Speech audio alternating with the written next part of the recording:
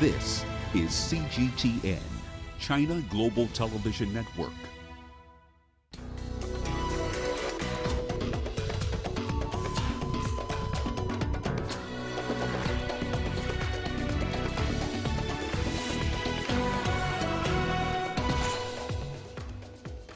China's top advisory body, the CPPCC, begins annual session with delivery of last year's work report. South Africans excited by discovery of strong COVID-19 antibodies in those with new virus variant. And Kenya begins distribution of COVID-19 vaccines around the country. Hello and welcome to Africa Live. As always, great to have you with us. I'm Richard Nta, live in Nairobi. And for those of you joining us from across the continent and around the globe, we thank you for joining us. And tonight I'm alongside my colleague Uche, who has our business headlines. Uche. Thank you, Richard. And here's a look at what's coming up on Africa Live this. South Africa to revamp some of its busiest border posts. And how some Nigerians are navigating tough economic times and making additional income. Of course, all that coming up within the program. For now, back to Richard. Thank you so much, Uche. Once again, welcome to Africa Live. So good to have you with us. We begin in China, where the country's top political advisory body has started its annual session. Wang Yang, who chairs the National Committee of the Chinese People's Political Consultative Conference, or the CPPCC, delivered the advisory body's work report for last year. CGTN's Su Yuting has more from the Great Hall of the People.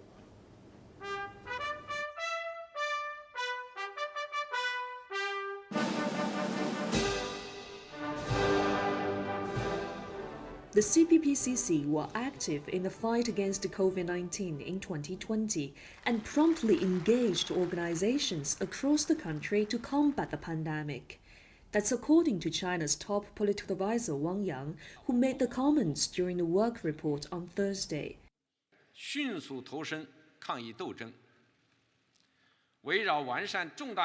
Working to improve major epidemic prevention and control mechanisms and facilitate the resumption of production and business operations, we actively supported the efforts to ensure sustainability on 6 fronts and maintain security in 6 areas. Wang Yang said the top political advisory body will have further sessions in various formats to facilitate the formulation of China's 14th five-year plan. We will hold bi-weekly consultative forums, consultative meetings on the handling of proposals, online deliberation and consultations, consultative meetings with relevant departments of the party and government, and sector-specific consultations to deliberate and offer suggestions on state affairs. The CPPCC says it plays an increasingly important role in carrying out its functions of political consultation, democratic supervision, and participation in political affairs. Proposals from advisors generate a lot of public interest and will help the country to formulate better policies, not only to shape China's future development, but also have very important implications for the world. Su Yuting, CGTN, reporting from the Great Hall of the People in Beijing. And let's unpack this further. For more on this, we are joined by Dr. David Monyai. He's the director of the Confucius Institute at the University of Johannesburg. Dr. Monyai, always a pleasure having you here on Africa Live. Let's talk about this. China's CPPCC opened its annual session Thursday and highlighted the work report for the last year. What's your take on this and China's successes despite the pandemic? Doctor? There are quite a number of issues that Africa is looking at how Chinese Supreme Legislature is looking at the work done in 2020, regardless of the pandemic and the crisis that the whole world confronted. China has been able to achieve quite a great, its economy has grown positively compared to other developed countries. And this in itself sends a clear signal to the world that it is indeed possible to work extremely hard. The other area that Africa will be looking quite critically is how China continued to grow in the post-COVID era, as well as dealing fundamentally with the crisis, how to develop vaccines, how they're going to be distributed, particularly for the African continent. So these are some of the major lessons, how China manages itself and how does it policy flow from the ground where the people are in a people-centric fashion. So these are some of the issues that Africa is looking at as we watch the Chinese Supreme Legislator speaking in Beijing. Important point that you've made there, Dr. David Nta. I guess China has the success blueprint at this point. But I guess the question that really needs to be asked is what lessons should Africa draw from this, even as the National People's Congress kicks off tomorrow? The key issues, the long planning. I think one of the key issues, other than looking at the past year and review successes and some of the shortcomings, the Supreme Legislature is also looking at the new blueprint, the 14th long-term plan, 2021 to 2025, where it will have key issues where China wants to be independent on issues of technology, not to depend on Western countries in terms of some of the tension that they're having in that area, as well as dealing with a continued poverty alleviation in the rural areas, infrastructure development, as well as working with the developing world in infrastructure through the Belt and Road Initiative. So these are some of the lessons that Africa would look at what extent are some of these issues, particularly the foreign policy issues, how will China perform within multilateral structures, and to what extent can Africa really piggyback on China in dealing with some of the issues of bringing all powerful countries on board, dealing with the issues of health, climate change, and these are some of the issues that are affecting our continent, and therefore how China leaders discuss this is of great importance to us in Africa. All right, Dr. David Nta, thank you for bringing all of that there to light. As ever, thank you for joining us here on Africa Live. Now, in other news, Hong Kong's Chief Executive Carrie Lam today welcomed the NPC's upcoming move to deliberate a draft decision on improving the electoral system of the Special Administrative Region. Now, the move is aimed at implementing the principle of patriots governing Hong Kong. Hong Kong SAR representatives spoke in a two-day symposium on the need to improve the city's electoral system.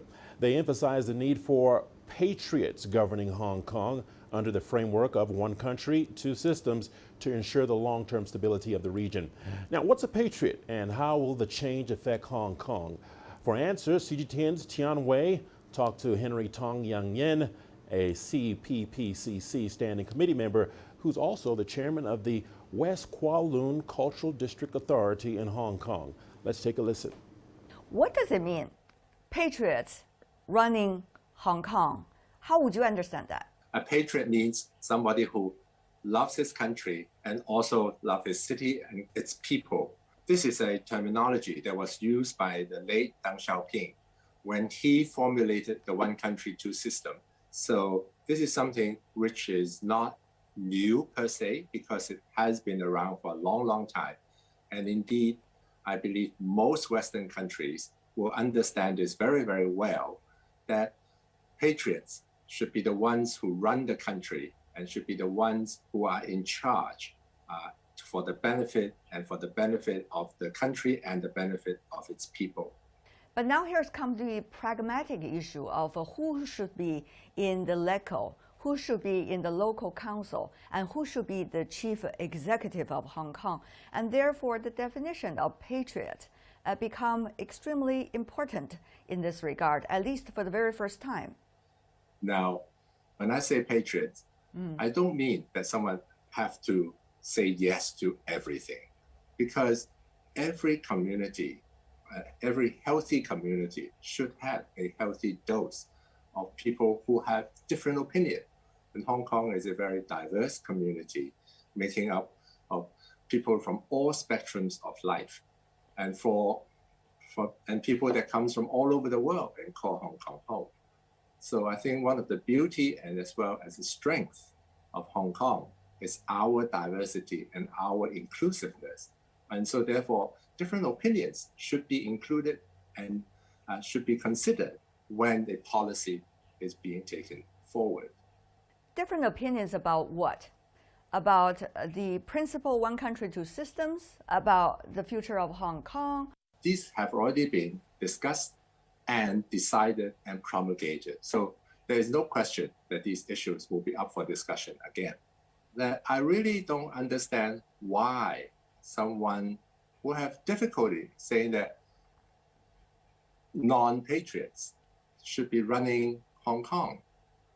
I cannot imagine any country or any city will support someone who simply don't love the city or the country to be in charge of anything in that city. Can you imagine the city of New York run by people who hate New York? If there are anybody who doubts or who questions that it should be patriots who be running Hong Kong, I don't think that discussion is going to last very long. In an exclusive interview with CGTN, former Hong Kong Chief Executive Leung Chun-ying shares his views on the principle of patriots governing Hong Kong some 8 months after a national security law took effect. On the issue of patriots governing Hong Kong, the director of Hong Kong Macau Affairs Office, Xia Baolong, said Hong Kong's administrative, legislative, and judicial branches must not be taken up by anyone who goes against China and disrupts Hong Kong. But he also said it doesn't mean that you will ban all opposition members from Hong Kong's government. So what exactly did it mean? It's norm in all countries in the world and in all places constituting the various countries in the world. Patriots governing either the local place or on the national level must be the norm. Now, what are patriots? Let's see who are not the patriots. In the past couple of years in Hong Kong, we have seen people who dashed off, not once, but several times, regularly, to, for example, Washington, D.C., asking the United States government to sanction Hong Kong and the whole of China. Now, whatever the definition of patriot is, I think we can define the non-patriots, people who have this unpatriotic behavior, pretty clearly. In many other countries in the world, these actions could be described as treasonous. These are acts of treason. So these are not patriots, and they should not form part of the governing body of Hong Kong. According to critics, such a provision will expand mainland curbs on Hong Kong's democracy. What do you think? Hong Kong is not a sovereign country. We are part of China. Acts that are not far from being treasonous must be dealt with. And we're not talking about punishing these people. We're just saying that they should not form part of the governing echelon, governing body of Hong Kong.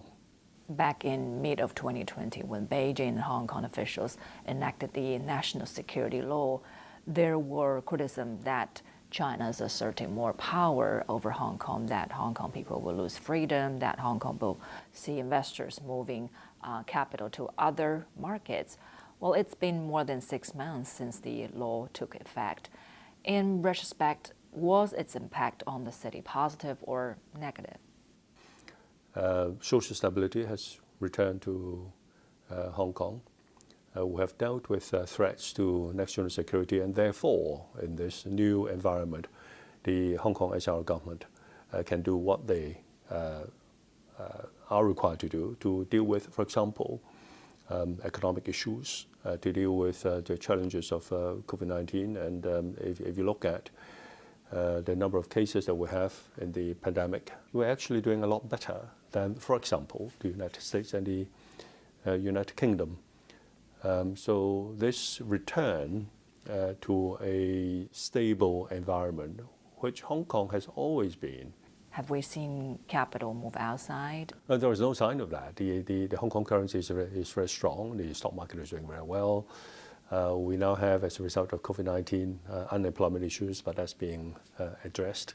We are not the only community on this planet. If we compare all the social and economic indicators to other advanced jurisdictions on this planet, we're doing well.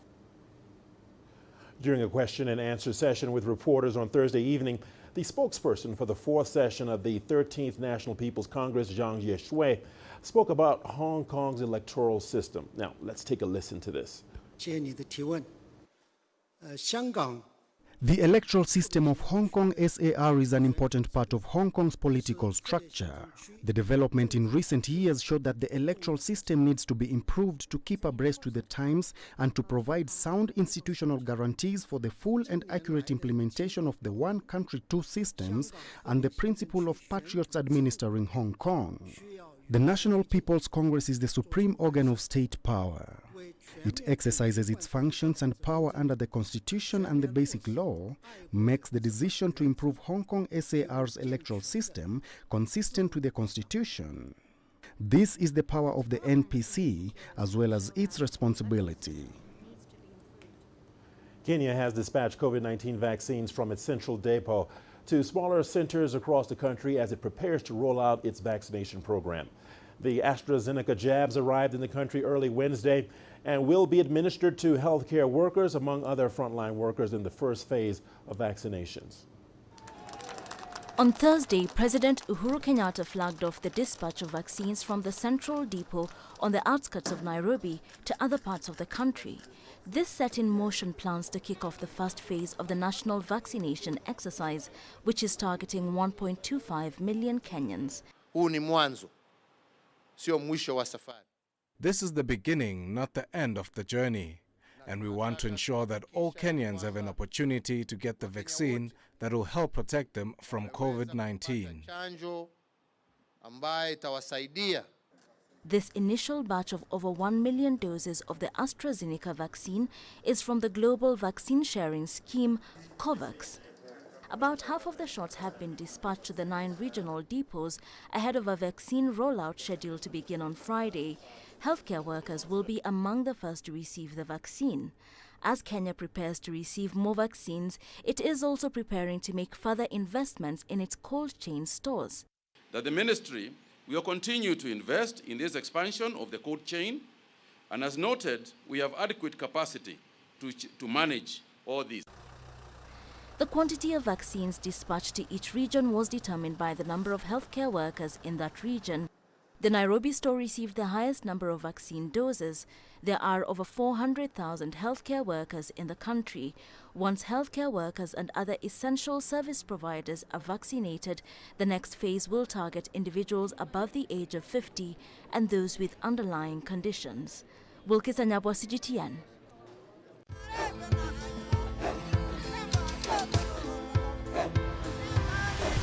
Africa is a continent of diversity, with varied climates and enchanting geography, and a people so distinct, but with a shared enduring spirit. We are at the heart of the continent to bring you the untold stories. Let's have a look. We celebrate Africa as it shapes its own destiny. Tunis, Syria, Juba, Johannesburg, Ethiopia, Tanzania. Africa Live. Find your voice.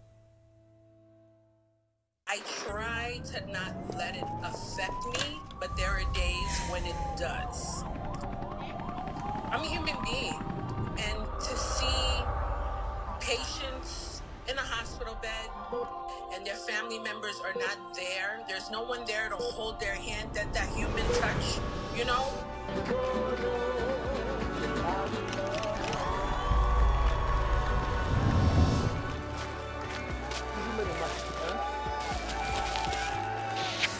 I just hope everyone can remember that the situation is not permanent and that everything will get better eventually.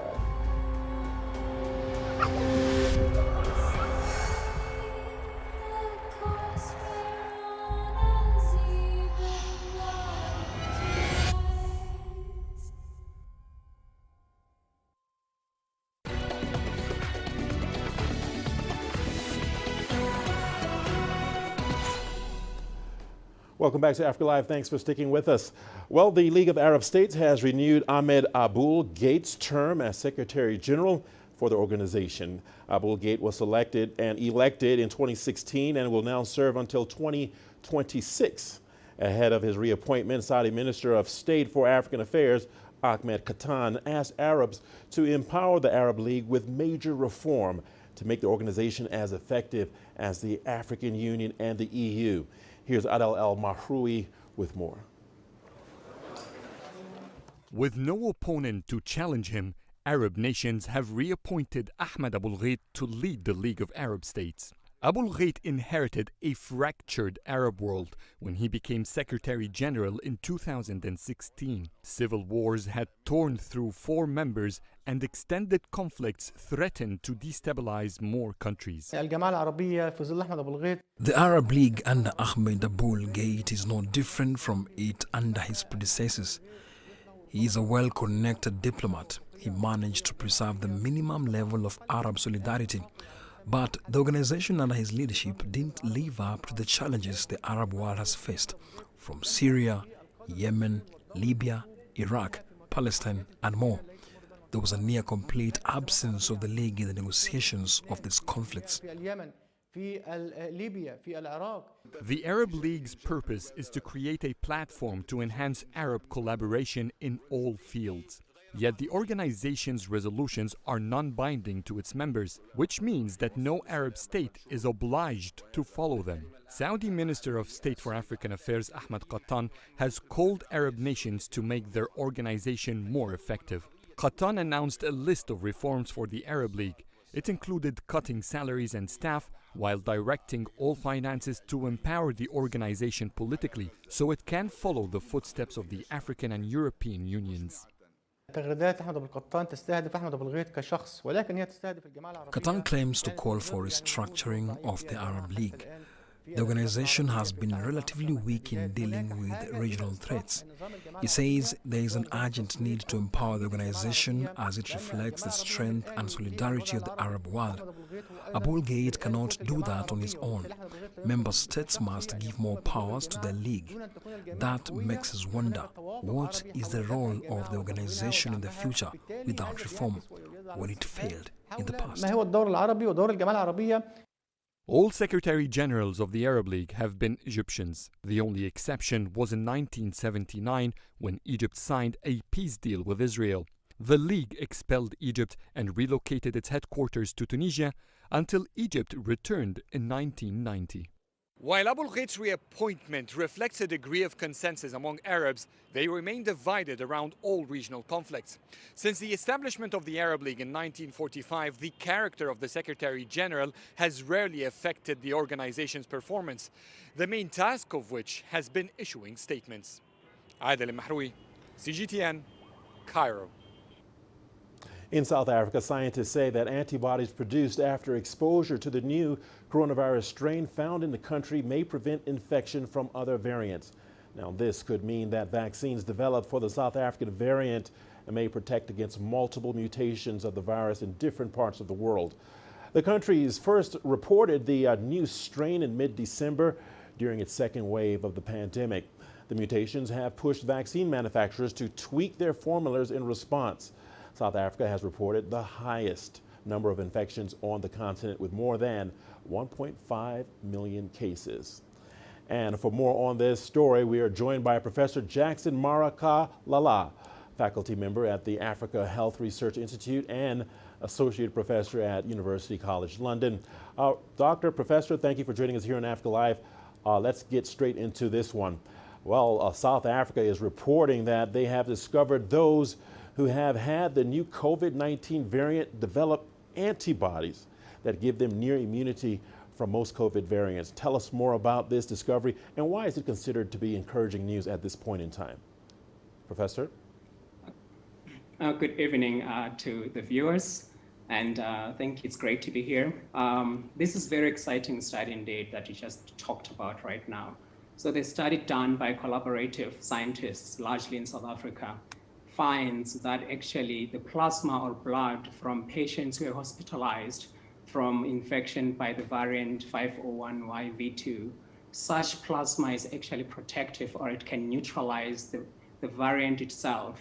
And such actually plasma or the immune response is also important in protective against the original strain that was predominantly circulating during the first wave. So in context, basically, is that the antibodies elicited by the infection by the variant is actually having abilities to kill the variant itself and also to kill the original strain and other potential strains. So this is good news in a sense that actually we have an immune system that when someone is infected and then recovers, they could potentially be protected against secondary feature infections by the variant itself and other potential variant. So this is exciting, looking to future designing of vaccines indeed. Well, exciting indeed. Professor, elaborate, if you will. How can this knowledge impact the search for specific vaccines for the South African variant of COVID-19? You have the last word. Yeah, so indeed, as you may remember, some of the recent vaccines were marked with low efficacy and so on. But in this case, having a strain that elicits good immune responses, it could lead to discovery of or designing vaccines based on sequences that are actually in the 501 YV2 strain. So if you design a vaccine based on that, then you know that that vaccine is likely going to neutralize the variant itself, the original strain, and potentially other circulating variants even in future. So this is exciting news, and it should be considered actually for scientists developing future vaccines indeed. All right, Professor Jackson Mara Kalala, thank you for that update. We appreciate your time. Staying in South Africa, the country's Department of Basic Education has confirmed that it plans to move ahead with the introduction of coding and robotics in all public schools across the country. The department has spent $4 million on piloting the program. Sumitra Naidu has more with this report. The South African education system is characterized by crumbling infrastructure, overcrowded classrooms, and relatively poor educational outcomes. The Department of Basic Education wants to change this narrative. The program of coding or robotics have long been in the making. So it's not anything new, it's that now we're able to roll it out. Because in our sector, training becomes very important, resourcing becomes very important, even budgeting. We worked with Microsoft, and then we developed a curriculum, because that's the other major thing that we have to be able. We tested the curriculum, which we're still testing. Coding has become popular with youngsters and is already being offered as a subject in some schools. These schools will be roped in to assist with the rollout in public schools. Some schools have started running it on their own. They'd long started coding, and those were able to help us to develop the curriculum. So now that we have the curriculum, we're going to take it to Umalusi. We're starting off with the first 1,000 schools. We'd asked provinces to identify 100 schools that we're going to support, just to make sure that we are able to train more teachers, we're able to test the curriculum properly, and we're able to register the curriculum properly. No new teachers will be hired for this rollout. Instead, existing teachers will be sent for training. We are excited to have an ICT committee that we have established. There's a training that is coming concerning robotic in this week workshop that that is going to take our teachers through. We want to start from grade R and grade 1. The world is moving forth industrial revolution, so we want even the little one in under a privileged environment to have ICT competency skills. The department is still awaiting feedback from the education regulator, Umalusi, on the proposed curriculum for the subjects. Some schools are expected to be ready to take on this new program before mid-year. Sumitra Naidu, CGTN, Johannesburg, South Africa. Several African countries have supported China on Xinjiang-related issues and opposed interference in China's internal affairs. Critics from the West claim there's forced labor and arbitrary relocation. Uganda's Minister Henry Oyem Okello describes that criticism as unfounded and false. These countries that are attacking China on this subject matter are looking for another avenue for continuing to bash China. Of course, there's no genocide, but they take advantage of their ignorance of the nationalities. A lot of these people, ordinary citizens in Western countries, do not know the history, or do not know how people live in other countries. They don't know how the Chinese live. They still have a very backward attitude to China because they're not informed, they're not educated, they're not informed in their schools. The media does not show the positive side of China, does not show the success of China, but the media and the state spend hours and hours showing the negative part of negative created part of what they think China should be, and they continue putting negative and more negative spin on China. Hence, their countries, their nationalities, believe these things, which you see in the papers, which are false. We have traveled to China so many times. Who live with Chinese in our communities? We have Chinese who are friends. We know this story of genocide is just a lot of rubbish and a lot of lies. And for now, time for the latest in business. Over to you, Uche. Thanks, Richard. And coming up on Africa Live Biz. South Africa to revamp some of its busiest border posts.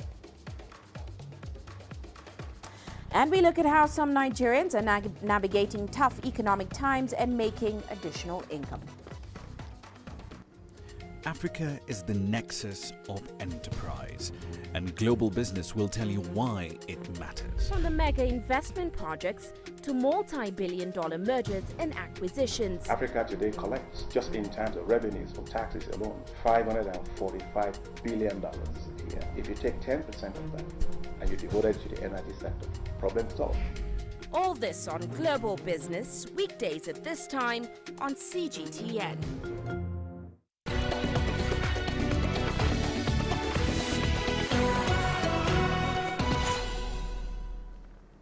Well, let's start off in South Africa. The country has announced a massive infrastructure upgrade at its main borders. There are over 50 land ports across the nation, but only a handful of the busiest border posts will be revamped for now. Well, here's CGTN Richard Nta with the details. The Beitbridge border with Zimbabwe will be the first to get upgraded. The border post was built back in 1929 and was last upgraded in 1995. The border is infamous for long queues and gridlocks. The disrepairs also led to illegal migration. Infrastructure development should be a priority for the government, and we agree. In fact, capital spending is the fastest growing component of non-interest spending. The spending is complemented by the Infrastructure Fund. Over the next 3 years, the Development Bank of Southern Africa will package blended finance mega projects of at least 200 billion rand. Government has committed 10 billion rand over the next 3 years in this regard. The upgrades are meant to redesign the ports to ease truck and freight congestion. A new border management authority has been appointed to oversee the development and also improve efficiencies across the country's borders. There's always an opportunity to do things differently, to invest on a bigger scale, infrastructure-wise, to look at maybe even going more deeper into renewable energy, into the green space, just to think differently around our economy and the things and the sectors that have worked and the ones that really need to be changed. But it's not only about trade. Thousands of people move through these borders daily. Humanitarian needs will also be addressed. Women are involved in like 75% of economic activity and cross-border trade. So now, with the opportunity that the AfCFTA brings, with them being able to trade on a bigger scale with more countries, we're going to have to consider the typical woman selling, let's say, chitengas, which is the traditional African clothes on the side of the road. How do you then make it easy for her to move in between borders? And that necessarily maybe means not requiring a visa for her. Like bigger businesses can easily obtain a visa and move around countries fairly easily. But for someone who's working for themselves and they really want to wake up, maybe get to the next country within that day and come back maybe within that same day. The infrastructure upgrade will take about 5 years to complete, paving the way for a more efficient system to ensure the smoother movement of people and trade. Sumitra Naidu, CGTN, Johannesburg, South Africa. Well, let's stay in the country. Miners who worked in 82 South African gold mines between 1965 and 2019 and contracted silicosis or tuberculosis will finally be able to claim compensation. Now, beneficiaries will be paid from a trust created after a class action lawsuit against 6 South African gold mining firms, which resulted in a $350 million settlement. The companies that were party to the settlement agreement are African Rainbow Minerals, Anglo-American, Anglo-Gold Ashanti, Goldfields, Harmony, and Sibanye Stillwater. Here's Angelo Coppola bringing us the latest. The Tsiamisu Trust started building its infrastructure and capacity in 2020, more than a year after the settlement was announced. A CEO was appointed in October. The trust deed is extremely prescriptive. It's very complicated, and we need to make sure that we adhere to all of the stipulations. Now, this entails setting up an infrastructure from a technology perspective, from a people, process, service provider perspective right across South Africa, as well as into our neighboring countries. So to date, we've managed to set up 50 facilities to be able to lodge claims. We are doing benefit medical examinations, which we are ramping up very quickly. We are fielding between 500 and 800 calls a day. So the progress has been very significant. Claimants have 8 steps to go through before their claim is considered and either accepted or rejected. It could take up to 6 months for confirmation either way. What we managed to do before the end of last year is test our processes with a pilot program where we had a look at potential eligible claimants. And to test our process, we actually successfully managed to put 7 people through the entire process and pay them out before the end of last year. Cotton says the trust paid out $116 to a test group and planned to start full-scale rollout at the end of April.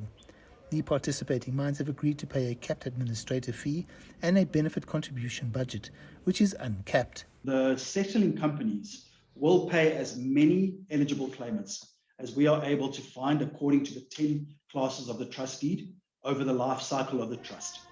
So to date, only a portion of the benefits contributions have been paid over, and these payments take place in tranches. Unfortunately, there are opportunists who have heard about the trust and are preying on ex-miners and their families, offering to collect claims on the miners' behalf for a small fee. As soon as there is money available, people come out of the woodwork in terms of how they can scam and defraud these poor people out of money. The efforts are concentrated at the moment in Lesotho and in the Eastern Cape. We've also seen some activity in the Free State. A massive campaign is underway to warn people about the scams and also to notify ex-miners about the trust and how it can help them and their families. It's been a long time coming, but the trust is now up and running, and they've done those test runs to see that the process actually works. It's now time to process the other thousands of claims that are waiting. I'm Angelo Coppola for CGTN in Johannesburg, South Africa. Well, let's shift gears to Nigeria now, where getting a side hustle is gaining traction. People are now venturing outside their regular jobs to get more money as the cost of living shoots up. From Abuja, here is CGTN's Kelechi Emekalam with a report. Nsushima Agwabi works as a customer service assistant in one of the banks in Nigeria's capital, Abuja. Her 6-year-old career earns her a monthly income of about $150. It's not enough to pay her bills. In a bid to supplement her income, she set up an oil perfume business called Nshima Scents. Now she rakes in nearly twice her monthly salary from the side business. Let me start selling these perfumes too. Since they are easy to carry, I can carry them in my bag to work, and I can advertise it anywhere. I can stop anybody on the road to buy my perfume. So I started selling. The salary is not enough.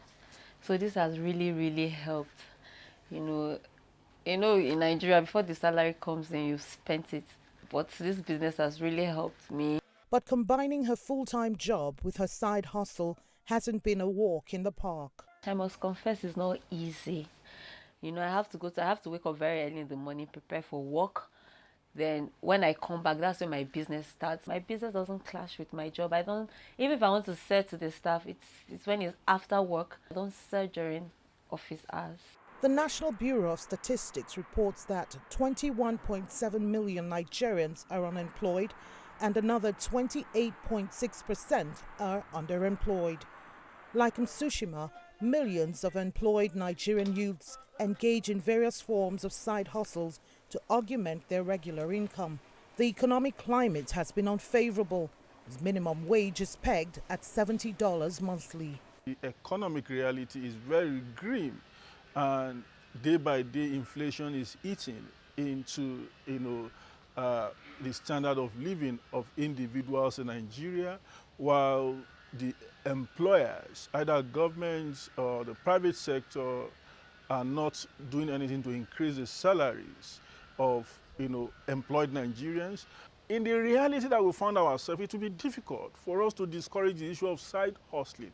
However, side hustling must not be done in such a way that it affects the current employment of that person. While side hustle may be boosting the income of citizens, experts warn that it could lead to divided focus and burnout from overworking. But many, like Tsushima, aren't taking chances. They're securing other alternatives which they can fall back on upon retirement. Kelechi Emekalam, CGTN Abuja, Nigeria. And to some international news now. The U.S. Senate will soon take up President Biden's nearly $2 trillion COVID stimulus plan. Now, a vote could come at the end of this week, but a marathon debate is expected. Here's CGTN's Nathan King explaining. So a little nervous White House here as the key legislation for the first 100 days of Joe Biden's presidency, the $1.9 trillion COVID relief package, faces its final hurdle in the Senate. They've had a little bit of a concession. They're lowering the caps for those $1,400 stimulus checks. Now the cap's going to be at $80,000 for an individual, double that for a household. It was around $100,000. It'll only save about $20–30 billion on the bill, but they really want to get this through. Getting those checks out as quickly as possible is key, says the press secretary for the White House. What he has been firm on is that the package needs to be large enough to meet the scope of the twin crises we're facing, COVID and the economic downturn. He has been firm on the importance of the $1,400 checks going out to Americans. That is a bar for him. And he has also been firm on the thresholds at which Americans should receive those checks. Progressives are getting a little annoyed. They already had to drop the $15 minimum wage per hour for federal workers from the Senate version of the bill due to rules on this is politics. They had to satisfy some middle-of-the-road senators as well. It's largely going to be on party lines. We expect a key piece of legislation. We could get a vote by the weekend and the checks could go out. Now, there's been some criticism that perhaps it's too much considering the rebound in the U.S. economy. Joe Biden says he learned from the financial crisis when he was vice president. They didn't give enough then. He'd rather err on the side of caution. Meanwhile, all eyes on Texas as Governor Abbott there has announced that he's lifting all COVID restrictions, including a mask mandate March 10th.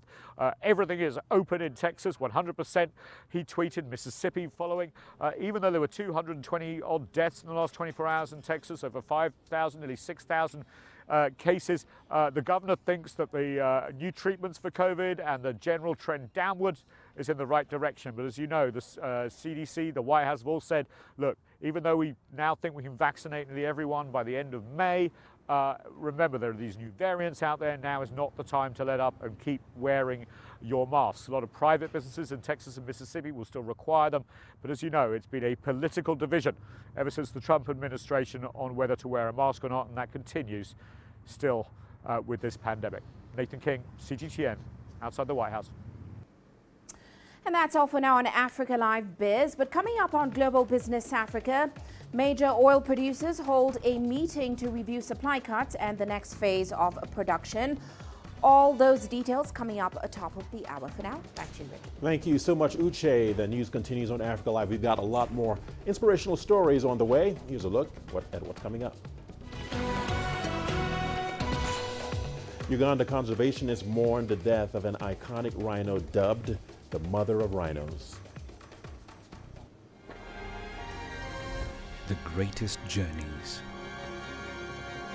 the greatest sights, the greatest adventures. Here in Kanata, this weir allows the locals to walk on water. We're far more than just TV news. We're your passport to the wonders of Africa. To bring you stories of struggle, survival and hope.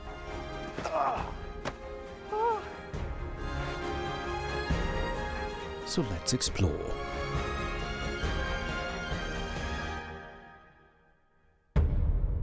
CGTN. See the difference.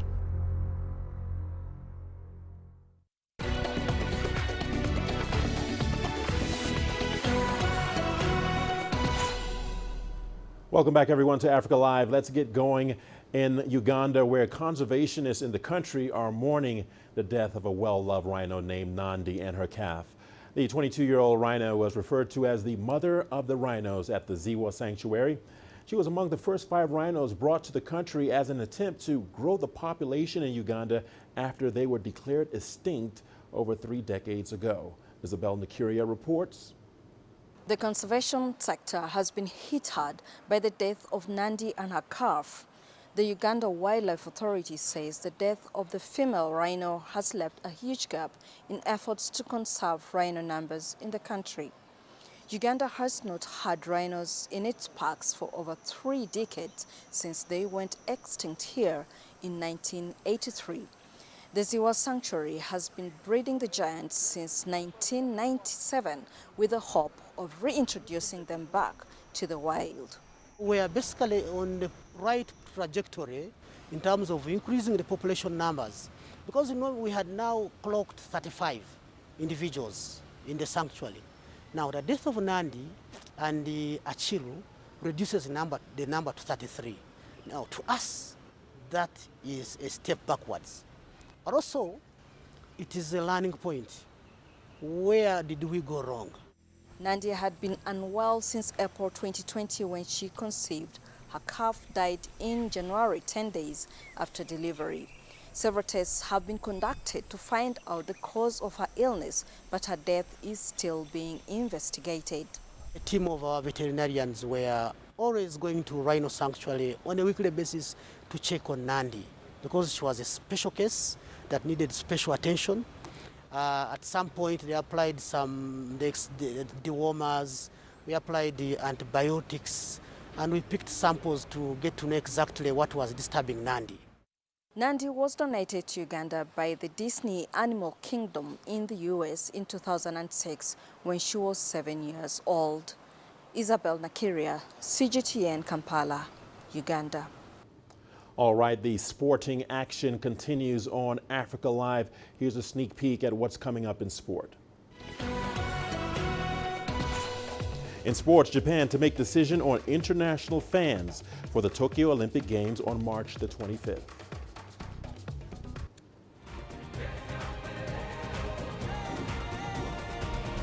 Africa Live. Find your voice.